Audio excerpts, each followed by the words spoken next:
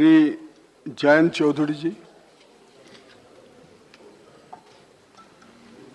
धन्यवाद उपाध्यक्ष जी। ये जो आज सभी दल के नेताओं ने इस बिल पे अपनी भावना व्यक्त की, ये चीज़ काफ़ी रेयर है कि सब लोग इस कानून में आपके सहयोग के लिए खड़े हुए हैं। मैं भी इस बिल का पूरा समर्थन करता हूँ, लेकिन मैं आपको चेताना भी चाहता हूँ, क्योंकि आप खुद मंत्री जी बहुत संवेदनशील हैं, सामाजिक न्याय के विषय को लेकर गंभीर हैं, इन बारीकियों को अच्छी तरह समझते हैं। जो कई सांसदों ने ये चिंता जाहिर की, अपने प्रदेश की बात की, उस तरफ से माननीय वरिष्ठ सांसद ने बताया कि नदी पार एक जाति का दर्जा बदल जाता है, दूसरी नदी के दूसरे छोर पे वो जाति का दर्जा दूसरा होता है। अभी वरिष्ठ सांसद फौजिया जी ने धनगर समाज की बात की। यही समाज उत्तर प्रदेश में भी उनकी मांगे हैं। र और ड के चक्कर में, एक अक्षर के चक्कर में पूरे जाति को, समाज को रोका गया है। धनगर, आप दूसरी जाति की बात कर रहे हैं।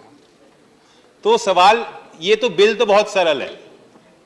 अब ये नौबत क्यों आई कि 4 जिले में एक जाति को अनुसूचित जाति से हटा करके अनुसूचित जनजाति में जोड़ना पड़ा। मैं चाहता हूं कि मंत्री जी और बड़ा दिल दिखाएं और हिम्मत से काम लें। ये मौके बार बार नहीं आएंगे कि पूरा सदन आपके सहयोग में खड़ा होगा। कितनी ऐसी जातियां हैं, कितने ऐसे विषय हैं जो सरकारी जाल में फंसे हुए हैं। आप आकलन कीजिए, सर्वेक्षण कीजिए। मैं कोल जाति की बात करना चाहता हूं। लगभग 7.5 लाख कोल समाज के लोग उत्तर प्रदेश में विराजमान हैं। पूर्वांचल के कई जिलों में विराजमान हैं। मिर्जापुर, सोनभद्र और कौशाम्बी, बुंदेलखंड के कई जिलों में कोल समाज है और उनकी भी यही मांग है कि हम आदिवासी लोग हैं। हमारे पूर्वज शबरी जी थे। हम जंगल में रहते हैं, भूमिहीन हैं, हमें वंचित रखा जा रहा है और हम जनजाति के इस श्रेणी में आना चाहते हैं।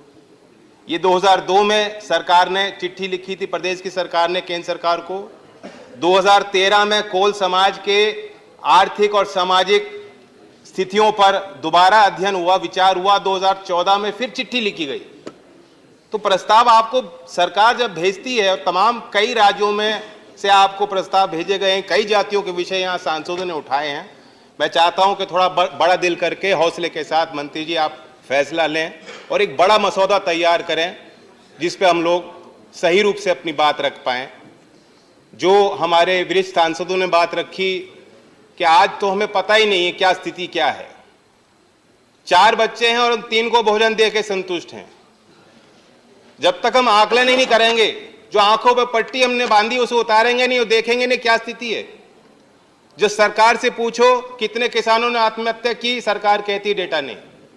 अनएम्प्लॉयमेंट में सवाल होता है सदन में, सरकार कहती है डेटा नहीं है। जो किसान शहीद हो गए किसान मोर्चे पे, उसका कोई डेटा, कोई जानकारी सरकार पे नहीं है। कम से कम इस मसौदे पे जो जानकारी आप इकट्ठा कर सकते हो उसे तैयार कीजिए। जाति गणना के समर्थन में मैं आज सदन में खड़ा हूं।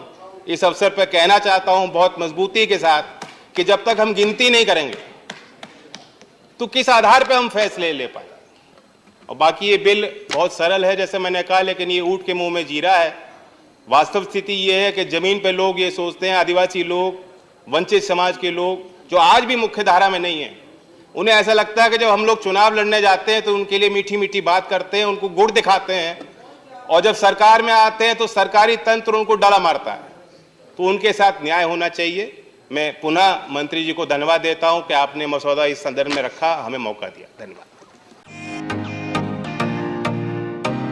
फेसबुक और यूट्यूब के बाद अब आपका पसंदीदा चैनल न्यूज़ 18 डेली हंट पर भी फॉलो करें।